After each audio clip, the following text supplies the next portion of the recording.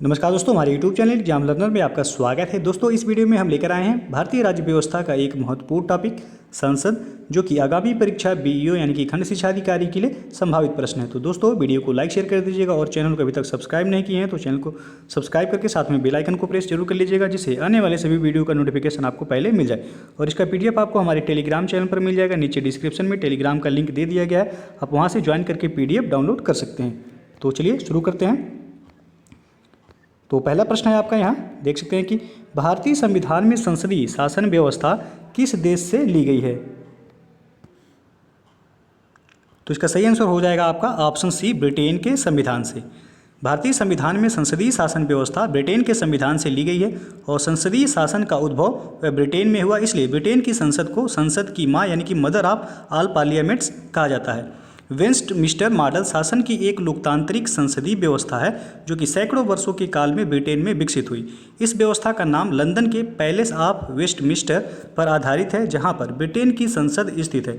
इसलिए वेस्टमिंस्टर का अर्थ है कि सरकार का स्वरूप संसदीय है। तो आपका यहाँ जो आंसर होगा वह ब्रिटेन के संविधान से संसदीय शासन व्यवस्था लिया गया है। अगला क्वेश्चन है आपका कि लोकसभा के निर्वाचित सदस्यों की अधिकतम संख्या कितनी है। तो इसका सही आंसर हो जाएगा ऑप्शन डी, 550। संविधान के अनुच्छेद 81 के अनुसार लोकसभा की अधिकतम सदस्य संख्या जो है वह 552, क्योंकि ऑप्शन में यहाँ 550 है तो डी ऑप्शन सही होगा आपका। यहाँ तो 552 है, जिसमें लोकसभा के निर्वाचित सदस्यों की संख्या 550 होता है और जिसमें राज्यों से 530 सदस्य तथा केंद्र शासित क्षेत्रों से 20 सदस्य हो सकते हैं, किंतु वर्तमान में निर्वाचित सदस्यों की संख्या जो है वह 543 है। तो यदि वर्तमान में पूछा जाएगा कि लोकसभा में निर्वाचित सदस्यों की संख्या कितना है तो 543 है, जिसमें से 530 सदस्य राज्यों से एवं 13 सदस्य वह केंद्र शासित क्षेत्रों से चुने गए हैं। अगला प्रश्न है आपका कि राज्यसभा के सदस्यों का कार्यकाल कितने वर्षों का होता है। तो इसका सही आंसर हो जाएगा ऑप्शन डी, 6 वर्ष का। संविधान के अनुच्छेद 83 का 1 में जो है के अनुसार राज्यसभा एक अस्थायी सदन है जिसका विघटन नहीं किया जा सकता है। इसके सदस्यों का कार्यकाल वह 6 वर्ष होता है। इसके 1/3 सदस्य प्रत्येक 2 वर्ष की समाप्ति पर वह रिटायर हो जाते हैं। अगला क्वेश्चन आपका कि राज्यसभा का गठन किस वर्ष हुआ। तो इसका सही आंसर हो जाएगा ऑप्शन सी, 1952 में। राज्यसभा का गठन वर्ष 1952 में हुआ। इसका प्रथम सत्र 13 मई 1952 को प्रारंभ हुआ था और वर्ष 1954 तक राज्यसभा को राज्य परिषद के नाम से जाना जाता था। राज्यसभा में अधिकतम 250 सदस्य हो सकते हैं, लेकिन वर्तमान में इसमें 245 सदस्य हैं। तो यदि वर्तमान में पूछा जाएगा कितने सदस्य हैं राज्यसभा में तो 245। अगला क्वेश्चन आपका कि लोकसभा के अध्यक्ष के वेतन और भत्ते कौन निर्धारित करता है। तो इसका सही आंसर हो जाएगा ऑप्शन डी, संसद। संविधान के अनुच्छेद 97 के अनुसार राज्यसभा के सभापति और उपसभापति तथा लोकसभा के अध्यक्ष एवं उपाध्यक्ष के वेतन एवं भत्ते को संसद विधि द्वारा जो है समय समय पर निर्धारित करती है। इसका उल्लेख संविधान की दूसरी अनुसूची में किया गया है। अगला प्रश्न है आपका कि भारत के नियंत्रक एवं महालेखा परीक्षक की नियुक्ति कौन करता है। तो इसका सही आंसर हो जाएगा ऑप्शन ए, राष्ट्रपति। संविधान के भाग 5 व अनुच्छेद 148 से लेकर 151 तक भारत के नियंत्रक एवं महालेखा परीक्षक का प्रावधान किया गया है और अनुच्छेद 148 के 1 के अनुसार भारत का एक नियंत्रक एवं महालेखा परीक्षक होगा, जिसकी नियुक्ति राष्ट्रपति द्वारा की जाएगी और यह संघ एवं राज्यों के तथा किसी अन्य प्राधिकारी या निकाय की लेखाओं का परीक्षण कर अपनी रिपोर्ट संघ में राष्ट्रपति तथा राज्यों में राज्यपाल के समक्ष यह प्रस्तुत करता है। अगला क्वेश्चन अब देखते हैं, भारत के नियंत्रक एवं महालेखा परीक्षक की रिपोर्ट की समीक्षा करने वाली संसदीय समिति कौन सी है। तो इसका सही आंसर होगा ऑप्शन सी, लोक लेखा समिति। भारत के नियंत्रक एवं महालेखा परीक्षक द्वारा दिए गए लेखा परीक्षण संबंधी प्रतिवेदनों की जांच वह लोक लेखा समिति पब्लिक अकाउंट्स कमेटी करती है। यह संसद की सबसे पुरानी समिति है। इसका गठन 1921 में किया गया था। इसमें कुल 22 सदस्य होते हैं, जो कि 15 सदस्य वह लोकसभा से और 7 सदस्य जो है वह राज्यसभा से शामिल किए जाते हैं। तो यदि पूछा जाएगा कि लोक लेखा समिति में कुल कितने सदस्य होते हैं, तो 22 सदस्य होते हैं। 15 सदस्य वह लोकसभा से और 7 सदस्य जो है वह राज्यसभा से चुने जाते हैं। अगला क्वेश्चन आपका कि किस सदन का अध्यक्ष उस सदन का सदस्य नहीं होता है? तो इसका सही आंसर हो जाएगा ऑप्शन बी, राज्यसभा। राज्यसभा का अध्यक्ष या सभापति राज्यसभा का सदस्य नहीं होता है। अनुच्छेद 64 के अनुसार उपराष्ट्रपति राज्यसभा का पदेन सभापति होता है। इसका निर्वाचन संसद के दोनों सदनों के सदस्यों से मिलकर बनने वाले निर्वाचक मंडल द्वारा अनुपातिक प्रतिनिधित्व पद्धति के अनुसार एकल संक्रमणीय मत द्वारा किया जाता है और राज्यसभा के उपसभापति का चुनाव केवल राज्यसभा के सदस्यों द्वारा ही किया जाता है। अगला क्वेश्चन आपका कि संसद के किसी सदस्य द्वारा प्रस्तुत प्रस्ताव को लोक महत्व या अविलंबनीय विषय मानते हुए जो चर्चा की जाती है उसे क्या कहते हैं? तो इसका सही आंसर हो जाएगा ऑप्शन ए, स्थगन प्रस्ताव। स्थगन प्रस्ताव प्रस्तुत करने का मूल उद्देश्य लोक महत्व के अविलंबनीय विषयों पर संसद के किसी सदस्य द्वारा किसी भी सदन में लाया जा सकता है, किंतु इस प्रस्ताव को कम से कम 50 सदस्यों की सहमति तथा अध्यक्ष की अनुमति से ही लाया जा सकता है, जिसके तहत सदन की नियमित कार्यवाही को स्थगित करके इस पर चर्चा कराई जाती है और इस प्रस्ताव पर कम से कम 2.5 घंटे तक चर्चा होना जो है वह आवश्यक है। अगला प्रश्न है आपका कि मंत्रिपरिषद में शामिल नहीं है क्या? तो इसका सही आंसर हो जाएगा ऑप्शन सी, कैबिनेट सचिव जो है मंत्रिपरिषद में शामिल नहीं है। मंत्रिपरिषद में प्रधानमंत्री, कैबिनेट मंत्री, राज्य मंत्री, स्वतंत्र प्रभार तथा उप मंत्री सम्मिलित होते हैं। यह अनुच्छेद 75 के 1 क में जो है के अनुसार कि मंत्रिपरिषद में मंत्रियों की कुल संख्या प्रधानमंत्री सहित लोकसभा के कुल सदस्य संख्या का 15% से अधिक नहीं होगी। इसे 91 में संविधान संशोधन अधिनियम 2003 के द्वारा जोड़ा गया था। तो एक जो है प्रश्न यहाँ से पूछा जाता है कि मंत्रिपरिषद में मंत्रियों की कुल संख्या लोकसभा के कुल सदस्य संख्या का कितने प्रतिशत होता है? तो 15% से जो है अधिक नहीं होना चाहिए। तो ये याद रखिएगा, प्रश्न कई बार पूछा गया है। अगला क्वेश्चन आपका कि निम्न में से कौन सा संसद से संबंधित नहीं है? तो इसका सही आंसर हो जाएगा ऑप्शन डी, बर्खास्त करना।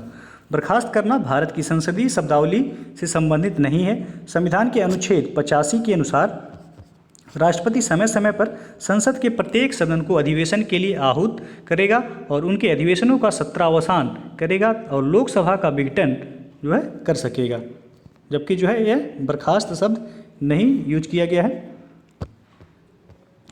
अगला प्रश्न आपका कि लोकसभा में किसी विधेयक को धन विधेयक के रूप में कौन प्रमाणित करता है? तो इसका सही आंसर हो जाएगा ऑप्शन डी, लोकसभा का अध्यक्ष।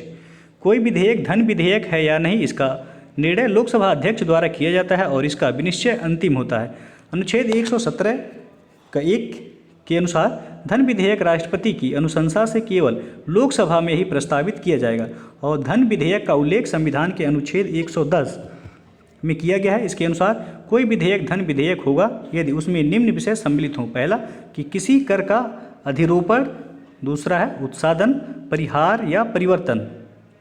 उसके बाद जो है भारत सरकार द्वारा धन उधार लेने का या कोई प्रत्याभूति देने, भारत की संचित निधि तथा आकस्मिकता निधि पर किसी व्यय को भारित करना आदि जो है इसमें शामिल किया जाता है। अगला प्रश्न आपका प्राक्कलन समिति संसद के किस सदन के सदस्यों से गठित की जाती है? तो इसका सही आंसर हो जाएगा ऑप्शन बी, लोकसभा के सदस्यों से। प्राक्कलन समिति एक अस्थायी एवं सबसे बड़ी संसदीय समिति है जिसमें कुल 30 सदस्य होते हैं। इस समिति के सभी सदस्य लोकसभा से चुने जाते हैं तथा इसका अध्यक्ष इन्हीं सदस्यों में से लोकसभा अध्यक्ष के द्वारा नियुक्त किया जाता है। यह समिति सरकार द्वारा प्रस्तुत बजट का गहन परीक्षण करती है तथा आवश्यक उपचारात्मक, आर्थिक उपाय एवं प्रशासनिक सुधारों से संबंधित सुझाव देती है। तो यदि जो है प्राक्कलन समिति में पूछा जाएगा सदस्यों की संख्या कितना होता है, तो 30 होता है और यह लोकसभा से ही चुने जाते हैं, जबकि लोक लेखा समिति में कुल सदस्यों की संख्या जो होता है वह 22 होता है, जिसमें लोकसभा से 15 और राज्यसभा से 7 सदस्य लिए जाते हैं। अगला प्रश्न आपका कि संसद के किसी सदन में मुख्य विपक्षी दल की मान्यता प्राप्त करने के लिए उस दल के कितने सदस्य होने चाहिए?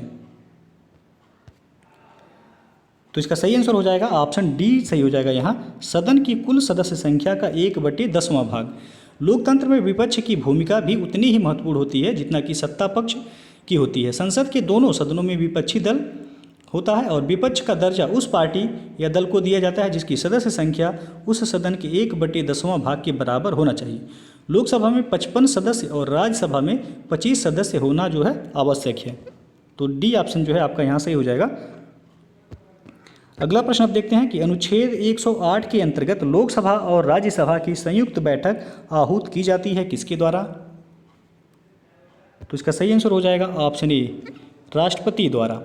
संविधान के अनुच्छेद 108 में संयुक्त अधिवेशन का प्रावधान किया गया है। जब किसी साधारण विधेयक पर दोनों सदनों के बीच असहमति के कारण गतिरोध उत्पन्न हो जाता है तो राष्ट्रपति को यह शक्ति प्राप्त है कि वह विधेयक पर विचार करने और मतदान करने के लिए दोनों सदनों का संयुक्त अधिवेशन बुलाए और संयुक्त अधिवेशन की अध्यक्षता लोकसभा अध्यक्ष द्वारा किया जाता है।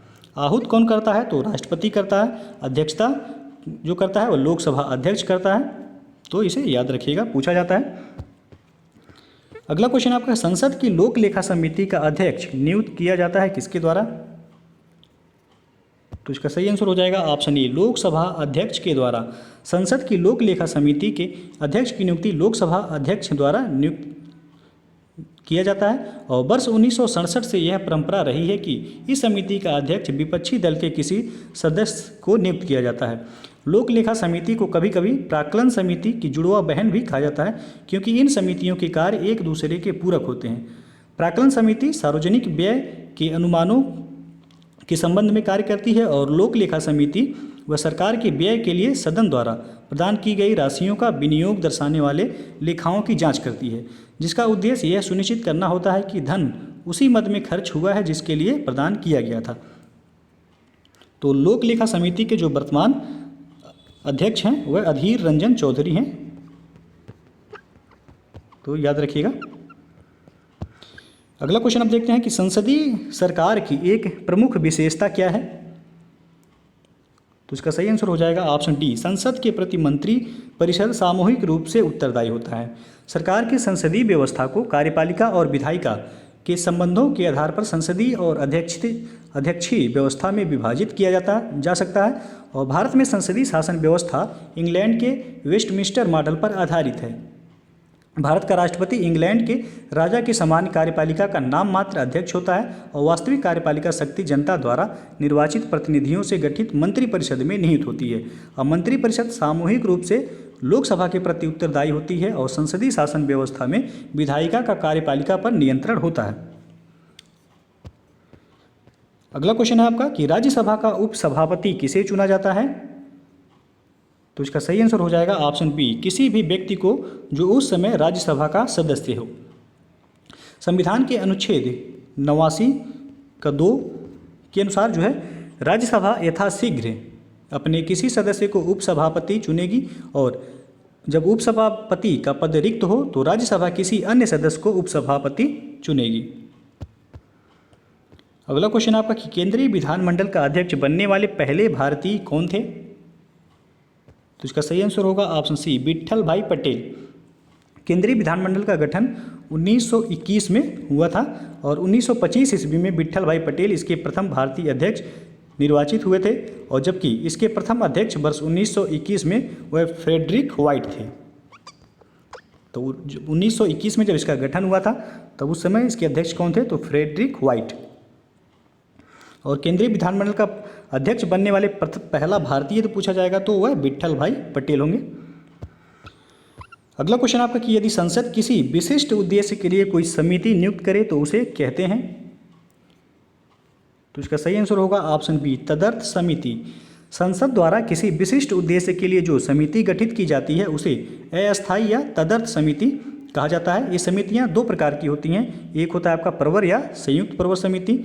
इसका गठन किसी विशेष विधेयक पर विचार करने के लिए किया जाता है और दूसरा जो होता है वो जांच समिति। इसका गठन किसी विशिष्ट मामलों की जांच करने के लिए किया जाता है जैसे कि स्टॉक मार्केट घोटाला और बोफोर्स तोप आदि जो है इन समितियों के गठन का उद्देश्य पूर्ण हो जाता है तो ये अपना प्रतिवेदन संसद में प्रस्तुत कर देती हैं, तत्पश्चात इनका अस्तित्व स्वतः ही समाप्त हो जाता है। अगला प्रश्न है आपका कि निम्नलिखित में से कौन सा प्रस्ताव संघीय बजट से संबंधित है। तो इसका सही आंसर हो जाएगा ऑप्शन सी, कटौती प्रस्ताव। कटौती प्रस्ताव संघीय बजट से संबंधित है। यह प्रस्ताव विपक्ष द्वारा सरकार की अनुदान की मांगों में कटौती के उद्देश्य से लोकसभा में प्रस्तुत किया जाता है। यह 3 प्रकार की होती है। पहला होता है आपका नीतिगत कटौती, दूसरा होता है आर्थिक कटौती और तीसरा जो होता है वह सांकेतिक कटौती होता है। अगला क्वेश्चन आपका कि लोकसभा की कार्यवाही आयोजित करने के लिए अपेक्षित यानी कि गणपूर्ति कोरम क्या है। तो इसका सही आंसर होगा ऑप्शन सी, 1/10वां भाग। संविधान के अनुच्छेद 103 के अनुसार जो है संसद के प्रत्येक सदन की कार्यवाही आयोजित करने के लिए गणपूर्ति यानी कि कोरम उस सदन की कुल संख्या का 1/10वां भाग होगा, अर्थात राज्यसभा में 25 एवं लोकसभा में 55 होगा। यदि किसी भी सदन में अपेक्षित गणपूर्ति नहीं है तो सदन का अध्यक्ष या सभापति सदन को स्थगित कर सकता है या अधिवेशन को तब तक के लिए निलंबित कर सकता है जब तक कि गणपूर्ति नहीं हो जाती है। अगला क्वेश्चन है आपका कि निम्नलिखित में से कौन सा अनुच्छेद संसद को राज्य सूची के विषय पर कानून बनाने का अधिकार देता है। तो इसका सही आंसर हो जाएगा ऑप्शन डी, अनुच्छेद 249। संविधान का अनुच्छेद 249 संसद को राज्य सूची के विषयों पर विधि बनाने का अधिकार देता है। यदि राज्यसभा अपने उपस्थित और मत देने वाले सदस्यों के 2/3 बहुमत से यह प्रस्ताव पारित कर दे कि राज्य सूची का कोई विषय राष्ट्रीय महत्व का है तो संसद उस पर विधि बना सकती है। अगला क्वेश्चन आपका कि भारत के संसदीय शासन व्यवस्था में 2 अस्थायी सदनों के नाम बताइए। तो इसका सही आंसर हो जाएगा ऑप्शन डी, लोकसभा और राज्यों की विधानसभाएं। भारत के संसदीय शासन व्यवस्था में 2 अस्थायी सदनों के नाम जो है लोकसभा एवं विधानसभा हैं। और भारत में संसदीय शासन व्यवस्था ब्रिटेन से ली गई है तथा यह केंद्र एवं राज्यों दोनों पर समान रूप से लागू होता है। मंत्रिपरिषद केंद्र में लोकसभा के एवं जो है राज्यों में विधानसभा के प्रति सामूहिक रूप से उत्तरदायी होती है। इन दोनों सदनों का कार्यकाल इनकी प्रथम बैठक की तारीख से 5 वर्ष तक का होता है। 5 वर्ष की अवधि की समाप्ति होते ही लोकसभा एवं विधानसभा को भंग कर दिया जाता है, जबकि राज्यसभा एवं विधान परिषद अस्थायी सदन कहलाते हैं। तो लोकसभा और राज्य का विधानसभा जो होता है वो अस्थायी सदन होता है, जबकि राज्यसभा और राज्यों में विधान परिषद यह अस्थायी सदन होता है। अगला क्वेश्चन आपका कि एक वर्ष में संसद की कम से कम कितनी बैठक आवश्यक है। तो इसका सही आंसर हो जाएगा ऑप्शन बी, 2 बार। संविधान के अनुच्छेद 85 के अनुसार राष्ट्रपति संसद के दोनों सदनों को अधिवेशन को आहूत करेगा, किंतु उसके एक सत्र की अंतिम बैठक तथा अगले सत्र की प्रथम बैठक के बीच 6 माह से अधिक का अंतराल नहीं होना चाहिए, अर्थात एक वर्ष में कम से कम 2 सत्रों का आयोजन किया जाना आवश्यक है। भारत की संसदीय परंपरा में एक वर्ष में सामान्यतः 3 सत्रों का आयोजन किया जाता है, जो कि आपका बजट सत्र जो कि फरवरी से मई के बीच आयोजित किया जाता है, दूसरा मानसून सत्र जुलाई से सितंबर के बीच और तीसरा जो है वह शीतकालीन सत्र नवंबर से दिसंबर के बीच। अगला प्रश्न आपका कि भारत में किसकी स्वीकृति के बिना कोई भी सरकारी व्यय नहीं किया जा सकता है। तो इसका सही आंसर हो जाएगा ऑप्शन ए, संसद की स्वीकृति के बिना। भारत में संसद की अनुमति के बिना कोई भी सरकारी व्यय नहीं किया जा सकता है। विनियोग विधेयक का उल्लेख अनुच्छेद 114 का 1 में किया गया है। इसके अनुसार भारत की संचित निधि में से कोई धन संसद द्वारा विधि के प्राधिकार के बिना नहीं निकाला जा सकता है। इसके लिए लोकसभा में एक विधेयक पारित किया जाता है, जिसमें लोकसभा द्वारा स्वीकृत अनुदानों की सभी मांगें तथा संचित निधि पर भारित व्यय वह सम्मिलित होता है। अगला क्वेश्चन आपका कि करों और सरकारी कार्यों के निर्वाह से केंद्र सरकार को प्राप्त संपूर्ण राजस्व किस निधि में रखा जाता है। तो इसका सही आंसर हो जाएगा ऑप्शन सी, भारत की संचित निधि में। भारत की संचित निधि का उल्लेख संविधान के अनुच्छेद 266 के अंतर्गत किया गया है और आकस्मिकता निधि एवं राज्यों के लिए धन के आवंटन के अतिरिक्त भारत सरकार का राजस्व या उसके द्वारा लिए गए करों आदि से जो भी धन प्राप्त होगा उससे एक संचित निधि बनेगी, जिसे भारत की संचित निधि के नाम से जाना जाएगा। विधि के प्राधिकार के बिना संचित निधि से कोई धन नहीं निकाला जा सकता, यानी कि संसद की अनुमति के बिना कोई भी धन जो है भारत की संचित निधि से वह नहीं निकाला जा सकता है। अगला प्रश्न आपका कि निम्नलिखित में से कौन सा एक कथन सत्य है। तो इसका सही आंसर हो जाएगा ऑप्शन डी, धन विधेयक केवल लोकसभा में प्रस्तावित किया जाता है। संविधान के अनुच्छेद 109 के 1 के अनुसार जो है धन विधेयक राज्यसभा में प्रस्तावित नहीं किया जा सकता है और धन विधेयक राष्ट्रपति की पूर्व अनुमति के पश्चात ही केवल लोकसभा में प्रस्तावित किया जा सकता है।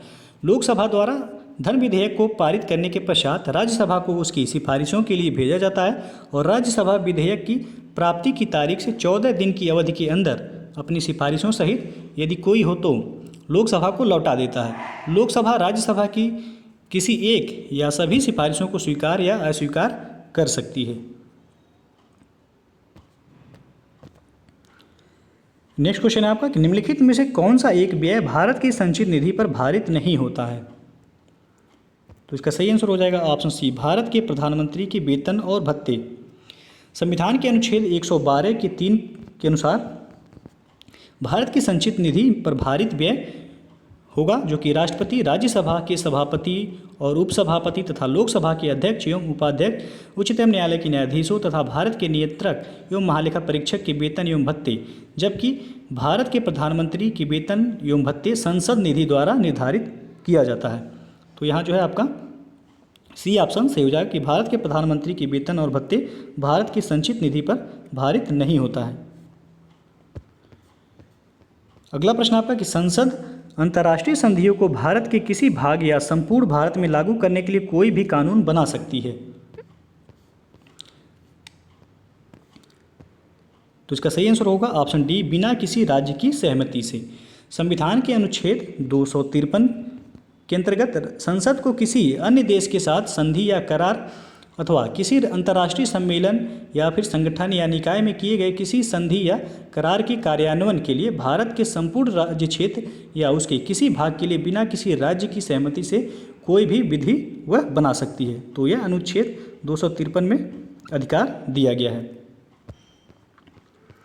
अगला प्रश्न आपका संसदीय व्यवस्था में शून्यकाल किस देश की देन है। तो इसका सही आंसर हो जाएगा ऑप्शन ए, भारत की। संसद के दोनों सदनों में प्रश्नकाल के ठीक बाद 12 बजे से प्रारंभ होने के कारण इसे शून्यकाल यानी कि 0 आवर के नाम से जाना जाता है और इसमें कोई संसद सदस्य बिना किसी पूर्व सूचना के लोक महत्व का कोई भी प्रश्न उठा सकता है। शून्यकाल को वर्ष 1962 में भारतीय संसदीय प्रक्रिया में सम्मिलित किया गया था। तो इसे कब सम्मिलित किया गया था? 1962 में। अगला क्वेश्चन आपका कि लोकसभा का पहला आम चुनाव कब हुआ था। तो इसका सही आंसर होगा ऑप्शन बी, 1952 में।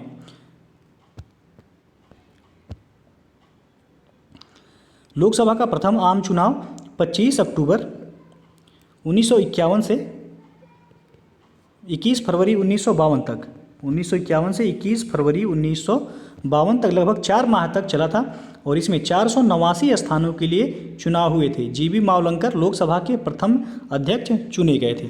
तो यदि प्रथम लोकसभा अध्यक्ष पूछा जाएगा तो वह कौन थे? तो जीवी मावलंकर, गणेश वासुदेव मावलंकर इनका पूरा नाम था। अगला प्रश्न आपका कि प्रोटेम स्पीकर सामान्यतः किसे नियुक्त किया जाता है। तो इसका सही आंसर हो जाएगा ऑप्शन सी, नवनिर्वाचित लोकसभा के वरिष्ठतम सदस्यों में से किसी एक को प्रोटेम स्पीकर नियुक्त किया जाता है। प्रोटेम स्पीकर सामान्यतः नवनिर्वाचित लोकसभा के वरिष्ठतम सदस्यों में से ही किसी एक को राष्ट्रपति द्वारा नियुक्त किया जाता है। तो यह प्रश्न पूछा जाता है किसके द्वारा नियुक्त किया जाता है प्रोटेम स्पीकर को, तो राष्ट्रपति के द्वारा नियुक्त किया जाता है। तत्पश्चात जो है प्रोटेम स्पीकर द्वारा लोकसभा के सदस्यों को शपथ दिलाया जाता है और लोकसभा के सदस्यों में से ही किसी एक सदस्य को लोकसभा का अध्यक्ष चुन लिया जाता है। उसके पश्चात स्वतः ही प्रोटेम स्पीकर का पद जो है वह समाप्त हो जाता है।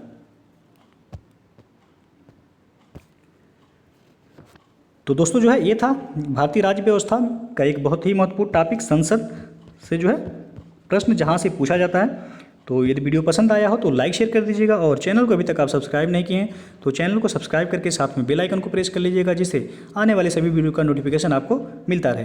तो वीडियो को पूरा देखने के लिए बहुत बहुत धन्यवाद।